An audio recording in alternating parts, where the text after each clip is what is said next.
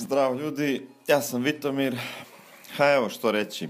Tako jednog dana moja ekipa i ja odlučili smo posjetiti Južnu Ameriku i provjeriti sve te njihove rekordne pojave, najviše gradove, najviše ceste, najveće prašume, jezera, najopasnije ceste i u biti da li je to sve plod mašte, predaje, neinformiranosti, loše percepcije promatrača, dobre promidžbe mjesta i tako dalje i tako bliže. Rodio se projekt Todo Possible Nada Seguro gdje smo mi u tih 10.000 km obišli svakojake pojave, a još usput smo i odradili neke osobne rekorde kao što je prvo odijelo na 6.000 metara, što vjerujemo da smo jedini odradili, i Picigin na 4.600 metara, mislim da je to bio najviši Picigin, pa ako neko ima više neka se javi da i to ispravimo.